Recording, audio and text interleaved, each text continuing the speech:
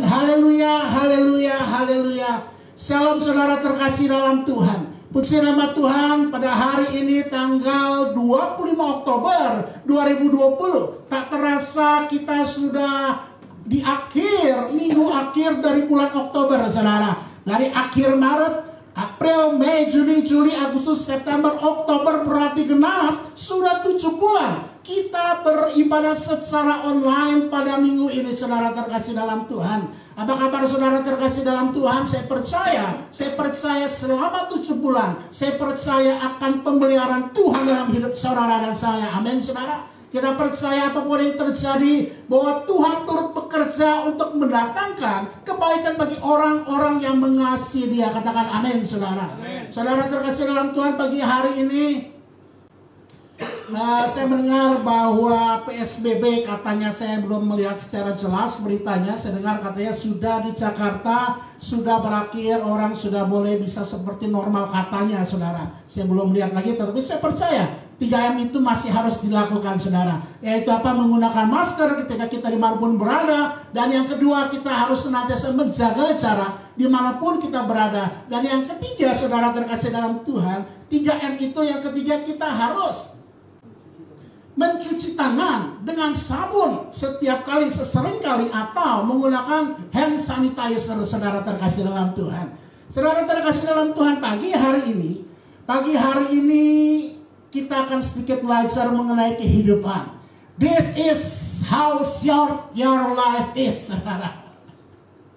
Ketika engkau memasuki kehidupan ini dalam lahir dari rahim ibumu saudara, engkau menjadi orang yang nangis, yang tidak tahu apa-apa, yang takut. Makanya engkau mengepalkan ketika engkau melihat seorang bayi baru lahir. Dia akan mengepalkan tangannya saudara. Dia akan menggerut, dia akan menjerit. Kalau nggak menjerit, dipaksa untuk menjerit saudara. Ditepok-tepok sampai menjerit. Ada suaranya apa enggak saudara? Pokoknya udah gitu mulai belajar merangkak. Sudah belajar merangkak, mulai belajar berjalan.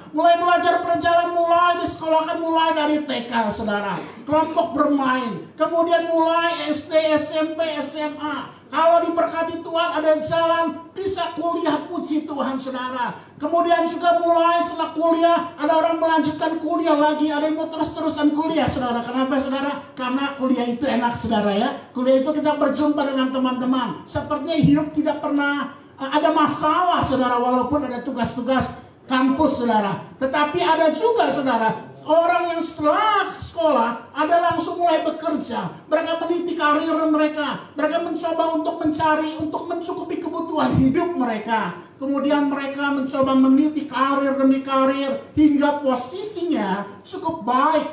Agar apa? Agar memiliki uang. Agar apa? Agar hidupnya bahagia menurut pandangannya. Dan akhirnya tak terasa life is short saudara. Tuhan panggil dia. Saudara terkasih dalam Tuhan, bukan caranya bagaimana Tuhan memanggil kita, tetapi apa yang kau isi dan engkau isi saudara, engkau dan saya isi dalam hidup ini, itu adalah hal yang penting saudara. Bukan bagaimana caranya Tuhan panggil saudara. Mungkin ada orang berkata, Pak, dia meninggalnya kecelakaan di pesawat terbang, pasti ada banyak dosanya. Bukan masalah itu saudara. Tidak ada urusannya, tetapi bagaimana hidupnya ketika Tuhan sediakan kasih waktu bagi orang tersebut. Itu yang menjadi pertanyaan saudara. Kehidupan itu sangat amat singkat. Sekali lagi saya mau katakan, ada orang bertanya, why am I here? Mengapa saya ada di dunia ini Tuhan? Apa sih yang menjadi tujuan dalam hidup ini? Mengapa dalam permainan apa saya di dunia ini? Kadang-kadang saudara, ketika saya dahulu kala saya suka bertanya-tanya saudara, ini kita dalam permainan apa sih?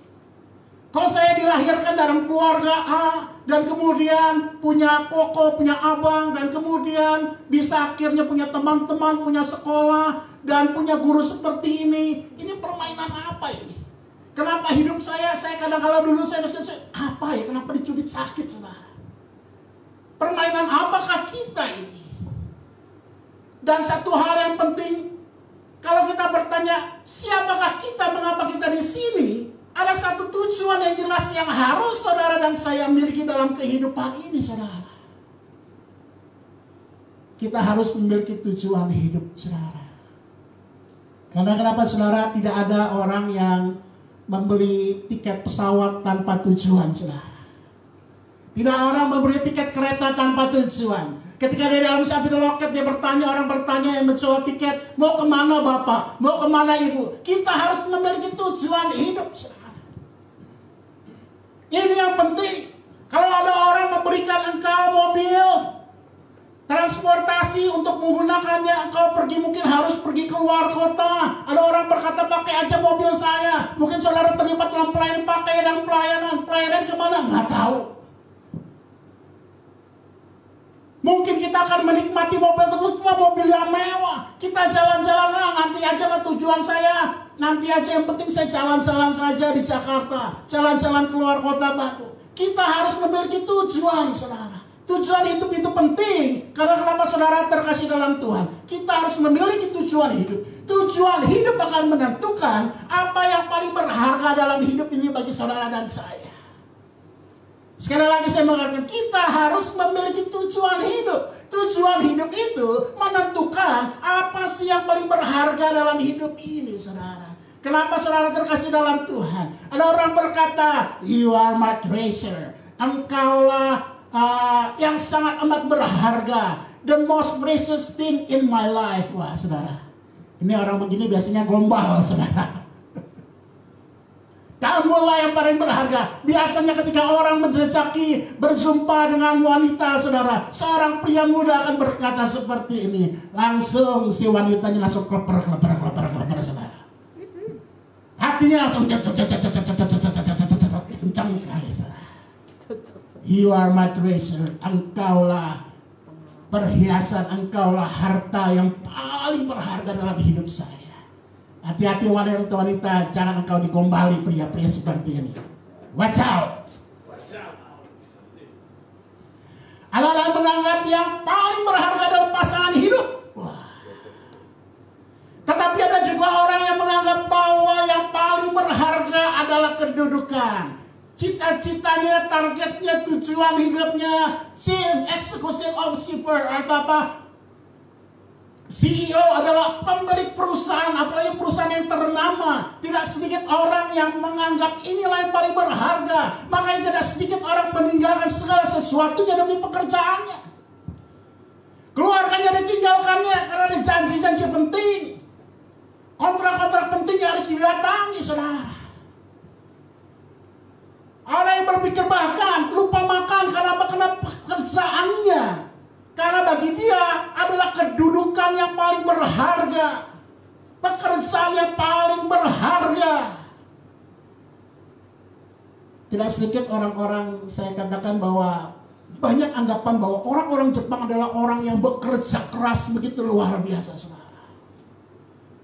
Melebihi dari orang-orang negara bagian lain, saudara. Pekerja keras, workaholic. Karena kedudukan jabatan yang dikejarnya, posisi yang dipengeninya, senantiasa menjadi bagian dalam hidupnya, mengikat hidupnya. The purpose of his life, tujuan hidupnya adalah kedudukan. Ada orang yang menganggap hal yang paling berharga adalah uang. Tidak sedikit, saudara, ya. Iya pak, tanpa uang memang benar, saudara, kita tidak bisa, ibaratnya tidak bisa beli apa-apa. Memang kita perlu uang. Tetapi ada orang yang menganggap hal yang paling berharga ini uang. Uang adalah segalanya, pokoknya tujuannya ketika anak-anak ditanya, kamu udah besar mau jadi apa? Mau jadi orang kaya. Kamu udah besar mau jadi apa? Mau banyak uang. Yang penting uang. Saudara terkasih dalam Tuhan. Ada orang juga yang berkata, William Shakespeare, dia berkata bahwa health is more precious than gold. Bahwa kesehatan lebih berharga daripada emas. Emas itu berharga, saudara. Tetapi dikatakan ada yang lebih berharga, yaitu kesehatan. Benar. Saya tidak menyangkalnya. Buat apa orang memiliki uang banyak tetapi tidak bisa kesehatannya sakit-sakitan. Kemana-mana harus pakai kursi roda. Kemana-mana harus ada alat bantu oksigen. Kemana-mana dia tidak bisa berjalan sendiri. Tetapi apakah ini sesungguhnya yang sangat amat berharga dalam hidup ini? Bahkan seorang Albert Einstein dia berkata, the most precious things in life are not those you get for money. Einstein aja berkata uang bukan segalanya, saudara. Bertobat, saudara. Kalau engkau berpikir uang adalah segalanya, engkau adalah tujuan, uang adalah tujuan hidupmu, kekayaan adalah tujuan hidupmu. Dia aja berkata, the most precious thing, yang paling berharga dalam hidup ini, bukanlah bagaimana mencari uang, saudara. Bagaimana engkau mendapatkan uang. Steve Jobs, dia orang yang sangat amat terkenal, pendiri dari Apple, saudara. Yang luar biasa, bahkan dikatakan ketika beliau meninggal kurang lebih mungkin 4-5 tahun lalu, bahwa dia ibaratnya seorang penemu yang luar biasa, saudara. Dia berkata, the most precious resource we all have is time. Waktu adalah yang sangat amat paling berharga. Memang waktu itu tidak bisa berulang, saudara. Dan apa yang telah terjadi dahulu mengakibatkan yang akan datang, benar. Ada sebab, ada akibat. Tetapi apakah waktu itu yang paling berharga? Ada orang berkata family is everything. Bahwa ada orang menganggap paling berharga keluarga, benar. Tetapi bagaimana dengan orang yang tidak berkeluarga? Bagaimana orang yang ditinggal sendiri? Apakah ini yang paling berharga? Ada yang berkata lagi yang paling berharga adalah private life, kehidupan pribadi. Ada lagi yang berkata bahwa yang paling berharga adalah belajar, bagaimana untuk belajar. Tetapi firman Allah kita mau belajar pagi hari, apa sih yang paling berharga sesungguhnya dalam hidup ini? Yohanes 8 ayat 2 sampai ayat yang ke-11. Yohanes 8 ayat 2 sampai ayat yang ke-11. Dalam Alkitab saudara dan saya di Lembaga Alkitab Indonesia ini memperikopkan perempuan yang berzina itu dari pasal 7 ayat 53 sampai pasal 8 ayat yang ke-11. Tetapi saya akan mengambilnya dari ayat 2 sampai ayat 11. Kenapa, saudara? Karena ayat yang ke-53 itu berkaitan dengan pasal-pasal sebelumnya dan begitu panjang, sehingga kita harus membaca sebelumnya. Banyak ayat sebelumnya. Saya lengkap di ayat 2 sampai ayat 11. Firman Allah berkata, pagi-pagi benar ia huruf besar yaitu Yesus berada lagi di bait Allah. Dan seluruh rakyat datang kepadanya. Ia duduk dan mengajar mereka. Maka ahli-ahli Taurat dan orang-orang Farisi membawa kepadanya seorang perempuan yang kedapatan berbuat zina. Mereka menempatkan perempuan itu di tengah-tengah, lalu berkata kepada Yesus, Rabi, perempuan ini, Rabi itu artinya guru, saudara. Perempuan ini tertangkap basah ketika ia sedang berbuat zina. Musa dalam hukum Taurat memerintahkan kita untuk melempari perempuan-perempuan yang demikian. Apakah pendapatmu tentang hal ini? Mereka mengatakan hal itu untuk mencobai dia, supaya mereka memperoleh sesuatu untuk menyalahkannya. Tetapi Yesus membungkuk lalu menulis dengan jarinya di tanah. Dan ketika mereka terus-menerus bertanya kepadanya, ia pun bangkit berdiri lalu berkata kepada mereka, barang siapa di antara kamu tidak berdosa, hendaklah ia yang pertama melemparkan batu kepada perempuan itu. Lalu ia membungkuk pula dan menulis di tanah. Tetapi setelah mendengar perkataan itu, pergilah mereka seorang demi seorang, mulai dari yang tertua.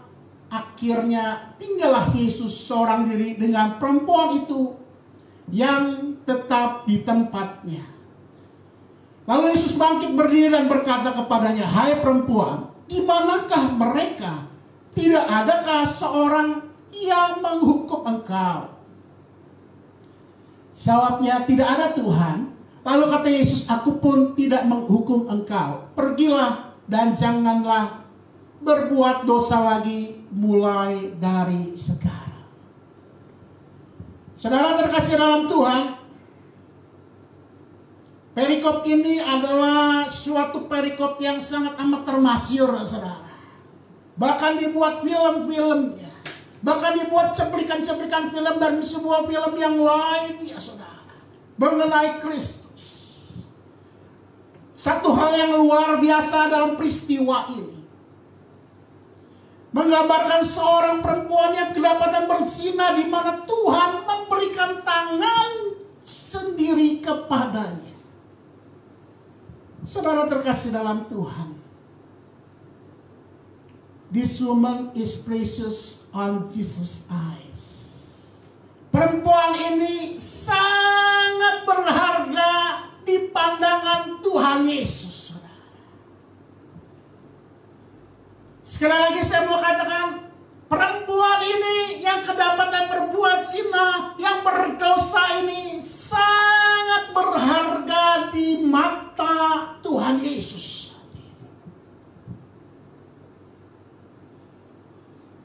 Artinya apa, saudara? Roma 3 ayat 23 firman Allah berkata, karena semua orang telah berbuat dosa dan telah kehilangan kemuliaan Allah. Firman Allah jelas mengatakan setiap orang, artinya setiap keturunan Adam, engkau dan saya, ketika kita dilahirkan, kita sudah di dalam dosa. Dan telah hilang kemuliaan Allah yang Tuhan berikan ketika manusia pertama diciptakan itu, saudara. Dan firman Allah berkata, Roma 6 ayat 23, sebab upah dosa ialah maut, tetapi kasih karunia Allah ialah hidup yang kekal dalam Kristus Yesus Tuhan kita. Kita sebagai orang-orang yang berdosa, yang dikatakan tadi kita adalah orang berdosa. Begitu kita lahir kita adalah berdosa, saudara terkasih dalam Tuhan. Tetapi dikatakan juga bahwa upah dosa ialah maut, saudara. Artinya, saudara, we are the same as her. Kita sama seperti perempuan yang dikatakan oleh firman Allah ini, saudara. Kita adalah pendosa-pendosa, kita adalah sinners, kita adalah orang-orang berdosa, saudara. Dan berarti bahwa saudara dan saya adalah orang-orang yang berharga di hadapan Tuhan. Amin, saudara. Katakan kanan kirimu kalau engkau ada bersama keluargamu, engkau orang yang berharga di hadapan Tuhan. Engkau adalah orang yang berharga di hadapan Tuhan. Engkau orang yang sangat berharga di hadapan Tuhan. Tuhan datang untuk engkau. Tuhan memberikan tangannya untuk engkau. Tuhan mau menolong engkau. Pertolongannya senantiasa buat orang-orang yang memerlukan engkau, memerlukan Tuhan. Engkau sangat berharga di hadapan Tuhan. Kita adalah orang yang sama kedudukannya, saudara, dengan orang-orang seperti yang firman Allah katakan, perempuan yang berbuat berzina ini, saudara.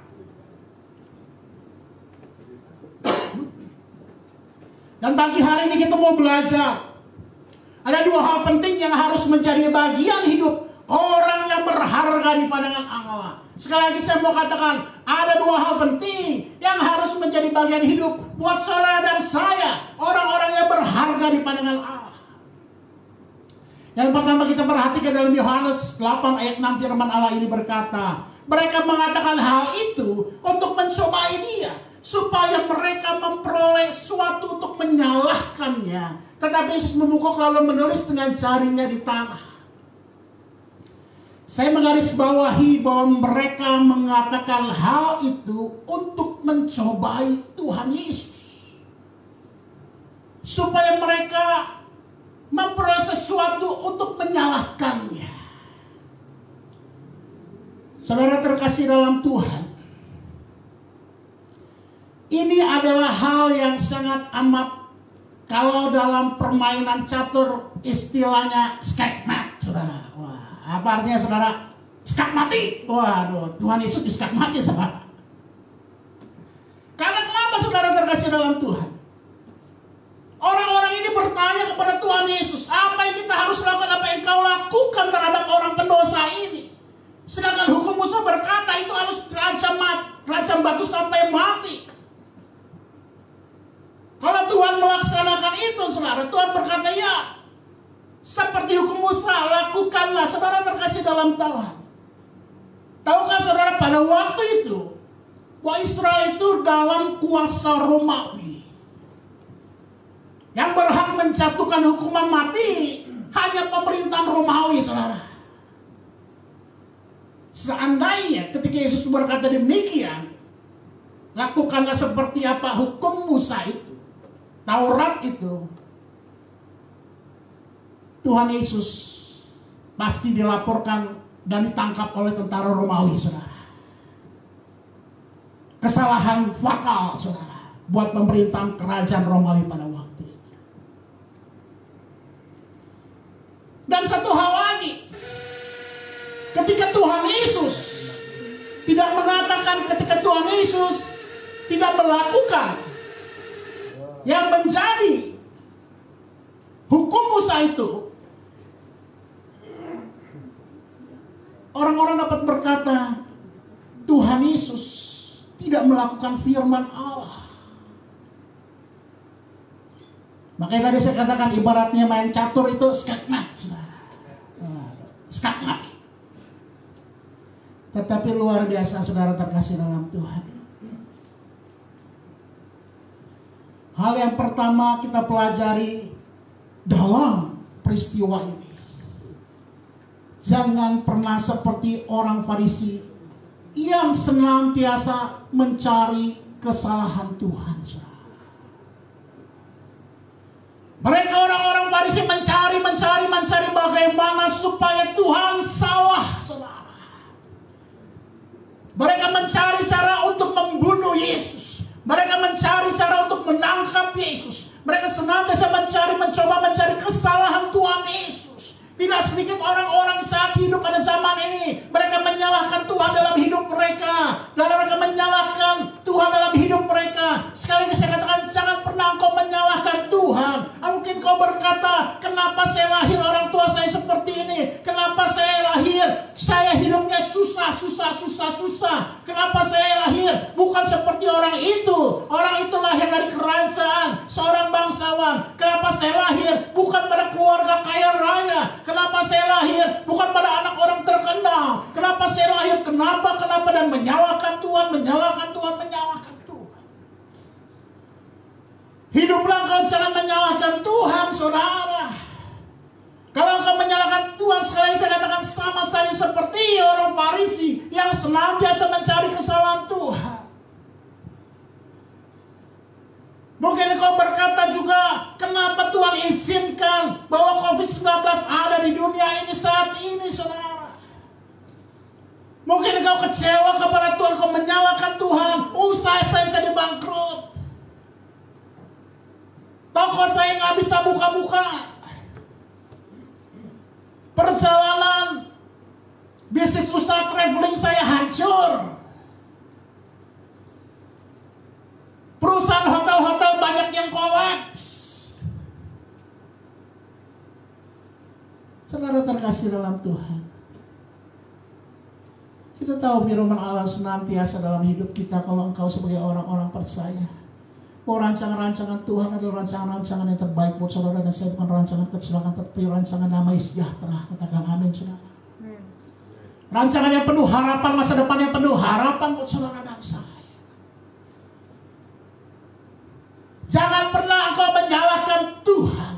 Don't blame Jesus. Jangan engkau menyalahkan Tuhan. Jangan engkau menyalahkan Tuhan. Jangan pernah engkau menyalahkan Tuhan. Tetapi apa yang telah engkau perbuat buat dia, saudara.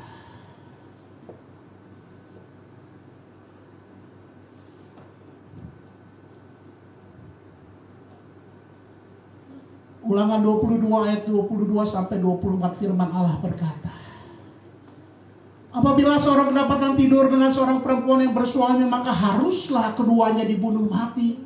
Laki-laki yang telah tidur dengan perempuan itu dan perempuan itu juga.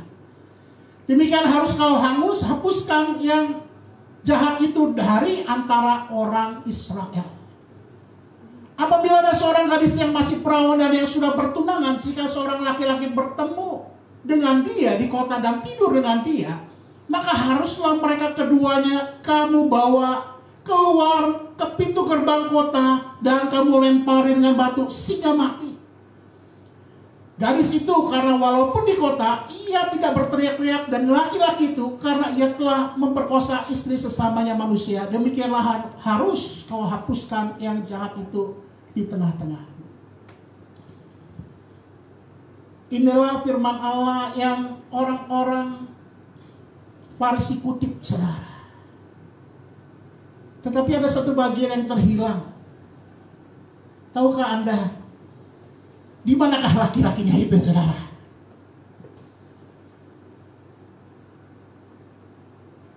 Saudara terkasih dalam Tuhan, secara hukum harus dua-duanya mati. Tetapi saya katakan sekali lagi, jangan pernah engkau menyalahkan Tuhan dalam hidup ini. Ucap syukur dalam segala hal, karena itu kehendaki Allah bagi orang yang mengasihinya. Firman Allah katakan. Hal yang kedua, saudara, yang penting harus menjadi bagian hidup orang yang berharga di pandangan Allah. Yohanes 8 ayat 7 sampai ayat 9 firman Allah berkata, dan ketika mereka terus-menerus bertanya kepadanya, ia pun bangkit, berdiri lalu berkata kepada mereka, barang siapa di antara kamu tidak berdosa, hendaklah ia yang pertama melemparkan batu dengan perempuan itu. Lalu ia membungkuk pula dan menulis di tanah. Tetapi setelah mereka mendengar perkataan itu, pergilah mereka seorang demi seorang. Mulai dari yang tertua, akhirnya tinggallah Yesus seorang diri dengan perempuan itu yang tetap di tempatnya. Saudara terkasih dalam Tuhan, hal yang penting yang harus menjadi bagian dalam hidup sebagai orang-orang yang berharga di pandangan Allah. Ada orang bertanya-tanya, apa sih yang Tuhan Yesus lakukan, yang tuliskan di tanah, saudara-saudara? Ada yang mencoba menebak-nebak, saudara? Apa yang Tuhan Yesus lakukan? Memang ada yang beranggapan, ada yang menafsirkan bahwa ayat ini itu kembali kepada perjanjian lama ketika Tuhan menukikkan jarinya. Allah menukikkan jarinya di atas dua loh batu, saudara. Dengan apa? Dengan jarinya sendiri. Dan saat ini di dalam peristiwa ini, bahwa kita tahu firman Allah menuliskan bahwa manusia diciptakan Tuhan dari apa, saudara? Debu dan tanah.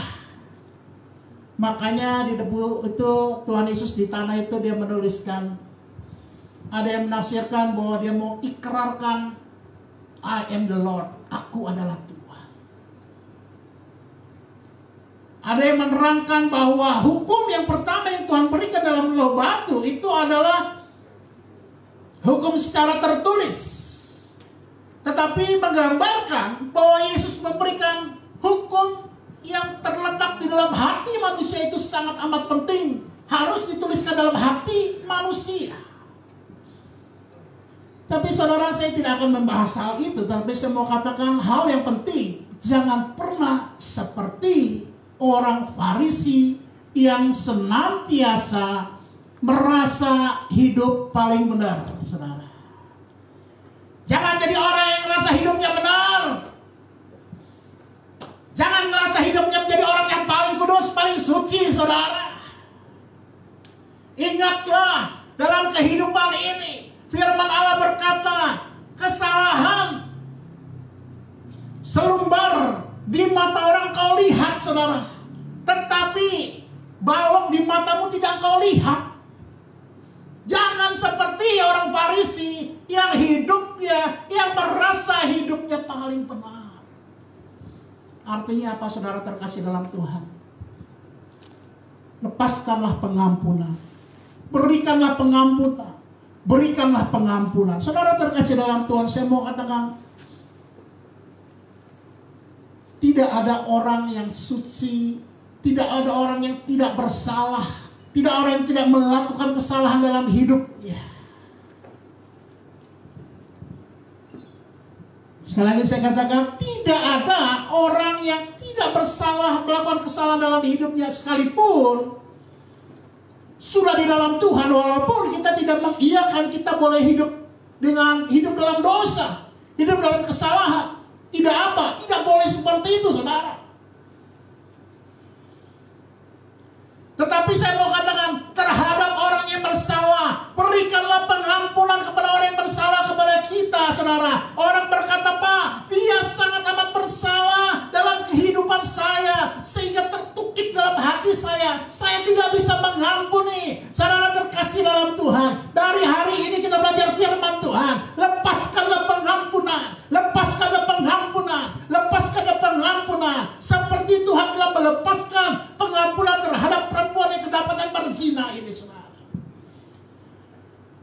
You and I, kamu dan saya, engkau dan saya adalah sama seperti orang perempuan yang kedapatan berbuat zina ini. Kita adalah orang-orang yang berdosa, tetapi tangan Tuhan memberikan tangannya buat saudara dan saya. Perhatikanlah, Tuhan memberikan pengampunan buat saudara dan saya, sehingga firman Allah berkata, karena begitu besar kasih Allah akan dunia ini, sehingga mengaruniakan anaknya, supaya barang siapa yang percaya kepada dia tidak binasa, melainkan beroleh hidup yang kekal. Artinya ketika engkau dan saya, Tuhan berikan kepada kita untuk menjadi orang-orang yang percaya kepada dia, Tuhan katakan engkau diberikan pengampunan. Tuhan memberikan landasan dalam kehidupan ini, landasan itu adalah pengampunan. Lepaskanlah pengampunan. Saudara terkasih dalam Tuhan, siang hari ini saya mau berkata kepada orang-orang yang tersakiti pada saat ini, kau menonton acara ini, ketika engkau melihat ibadah ini, lepaskanlah pengampunan kepada orang yang bersalah kepada saudara. Berikanlah pengampunan orang yang bersalah kepada saudara.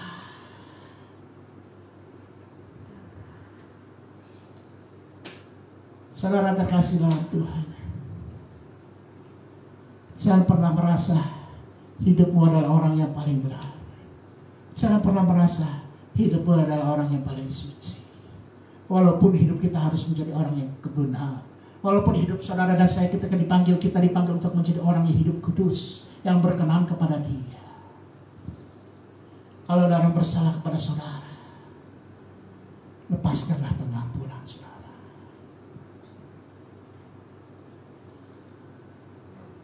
Saudara, sebuah peristiwa kesaksian dalam sebuah kehidupan saudara.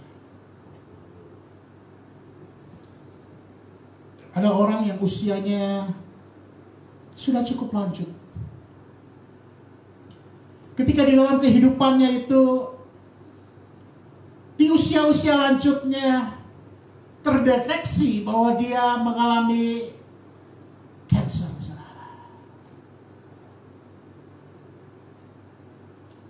Dan biasanya kanker itu kedapatan terlihat ketika sudah sangat amat memburuk, saudara. Biasanya sudah stadium 4 baru ketahuan, saudara. Karena ketika stadium kecil, stadium 1, 2, 3 itu tidak terasa. Tetapi ketika terasa itu sudah menjadi sangat amat fatal, saudara.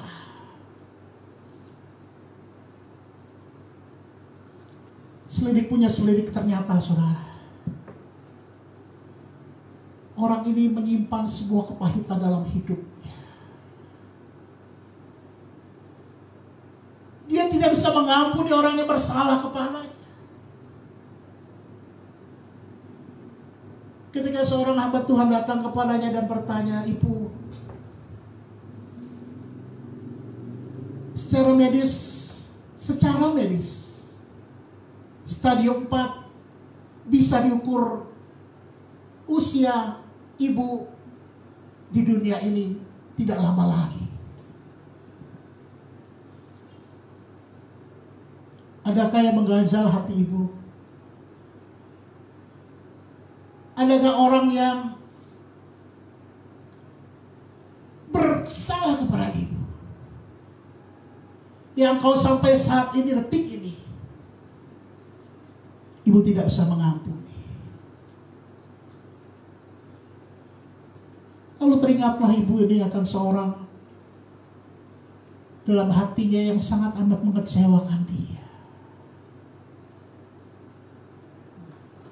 Dan dia berkata, ada seorang yang tidak bisa saya pernah ampuni. Ada seorang yang tidak pernah saya maafkan dalam hidup ini. Saya dikecewakan, begitu kecewanya hidup saya. Begitu sepertinya teriris-iris hati saya. Saya dipermalukan di depan banyak orang. Saya tidak melepaskan pengampunan buatnya.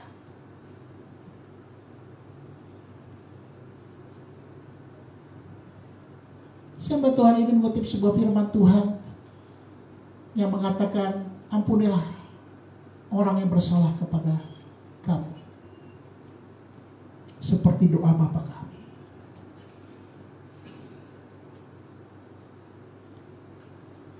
Lalu si ibu ini menangis dengan terseduh-seduh dengan kerasnya dan berkata, aku tidak bisa, aku tidak bisa, aku tidak bisa, aku tidak bisa, aku tidak bisa mengampuni, tidak mau, aku tidak mau mengampuni orang yang bersalah kepadaku, yang mengecewakan aku, yang merenggut kehidupanku.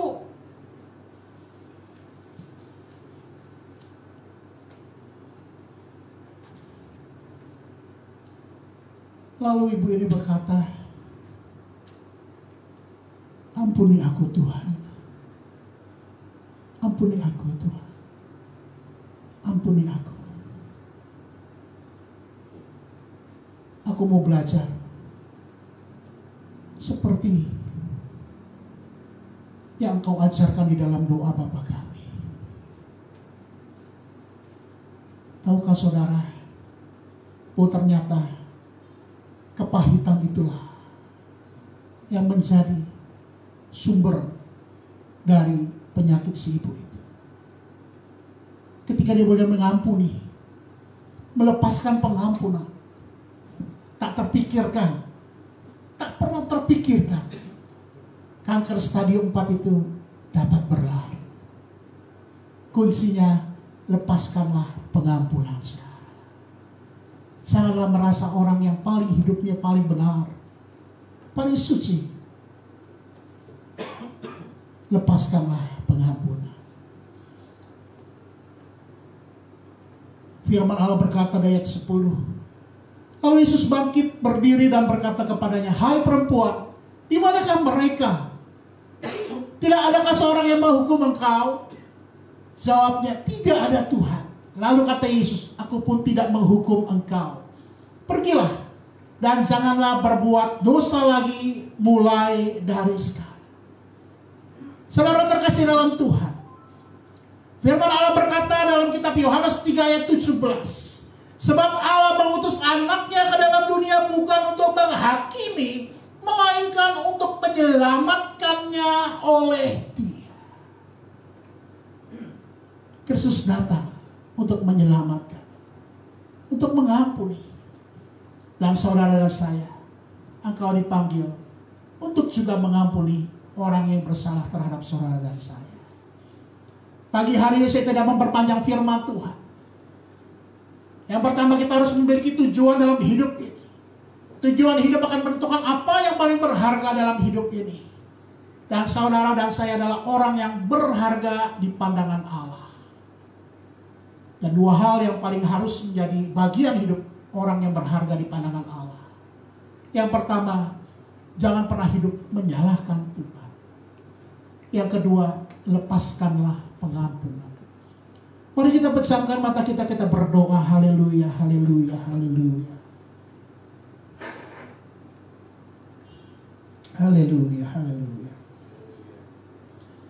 Bapa yang kami sembah dalam nama Tuhan Yesus, pagi hari kami belajar firman-Mu. Kami mau bukan sekedar tahu firman Tuhan. Kami mau bukan sekedar tahu firman Tuhan, tetapi Engkau menghendaki kami menjadi pelaku-pelaku firman-Mu Tuhan. Agar hidup kami boleh menjadi terang, agar hidup kami boleh menjadi berkat. Hidup kami benar-benar hidup Tuhan, menjadi bagian dalam kehidupan Engkau dalam dunia ini. Bapa di surga,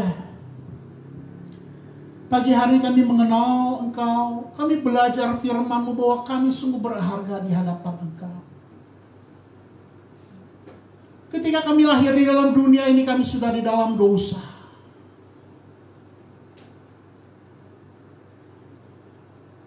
Di saat ini saya mau berdoa secara khusus untuk orang-orang yang hidupnya belum pernah menerima Yesus Kristus sebagai Tuhan dan Juru Selamat. Kalau Roh Kudus saat ini menggetarkan hatimu, engkau belum pernah sekalipun mengundang Yesus Kristus masuk menjadi Tuhanmu dalam hatimu, dan berkata dengan mulutmu, Tuhan, aku orang berdosa. Masuklah menjadi Tuhan, satu-satunya Tuhan dan Juru Selamat dalam hidupku. Saudara terkasih dalam Tuhan, saya mau mengajak saudara untuk berdoa bersama saya saat ini. Berdoalah dimanapun engkau berada. Berdoalah dengan engkau mengucapkan dengan mulutmu. Sebab dengan hati orang dibenarkan, dengan mulut orang diselamatkan. Ikuti doa saya. Tuhan Yesus, pagi hari ini saya mendengarkan firman Tuhan. Saya tahu bahwa setiap orang sudah berdosa. Hidup saya sudah berdosa. Ampuni saya Tuhan. Ampuni saya Tuhan Yesus. Saya mau mengundang Engkau Yesus Kristus menjadi Tuhan dan satu-satunya Juru Selamat dalam hidup saya. Bertahtalah dalam hidup saya. Bertahtalah dalam hidup saya.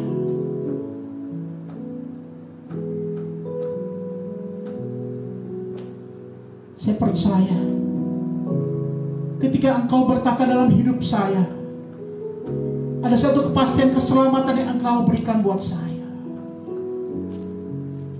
Terima kasih Tuhan Yesus. Katakan terima kasih Tuhan Yesus. Haleluya. Bapak, hamba berdoa saat ini kami belajar ada hal penting menjadi bagian hidup yang paling berharga di pandangan-Mu Tuhan. Bahwa hidup ini jangan pernah menyalahkan Tuhan. Ampuni kalau sering kali sebagai orang-orang percaya kami menyalahkan Engkau. Dalam hidup ini mengapa saya seperti ini? Mungkin kami yang sakit berkata, kenapa Tuhan izinkan saya sakit menderita seperti ini? Ketika Engkau ini dilahirkan maaf cacat, mengapa Engkau bertanya, Tuhan kenapa lahir saya seperti ini? Mengapa Engkau tidak mengasihi aku?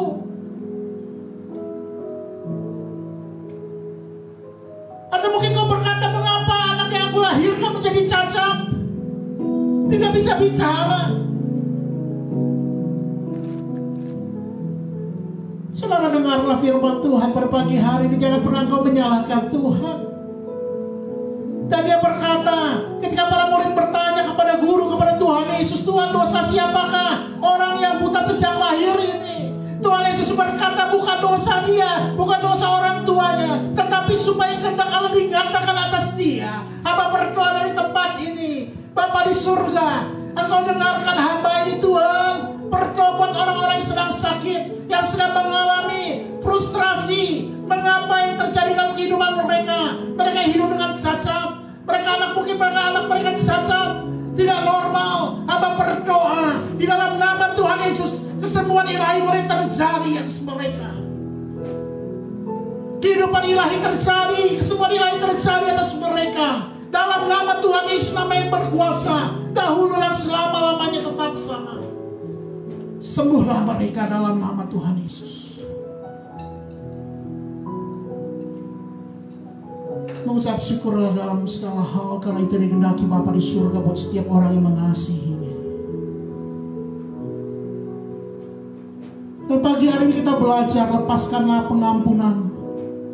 Ketika ada orang bersalah kepada engkau, lepaskanlah pengampunan.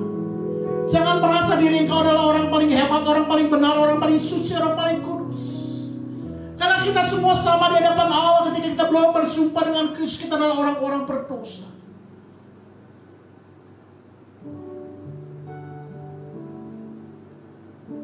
Engkau yang kepahitan, lepaskanlah pengampunan yang membuat hatimu sakit. lepaskanlah pengampunan. Tuhan, hamba berdoa untuk orang-orang yang merasa tersakiti hatinya Tuhan dari tempat ini Tuhan. Mereka yang sedang mendengarkan, mereka sedang menonton live streaming ini Tuhan, maupun rekamannya Tuhan, hamba berdoa di dalam nama Tuhan Yesus. Bebaskan mereka, hati mereka dari keterikatan Tuhan, dari kepahitan, keterikatan kepahitan. Biar mereka dapat melepaskan segala kepahitan mereka Tuhan. Mereka mengampuni seperti Tuhan mengampuni seorang perempuan yang kedapatan berdosa. Dan kami percaya ketika kami melakukan ini, kami menjadi pelaku-pelaku firman Tuhan. Kami menjadi orang-orang yang berharga di pandangan Tuhan.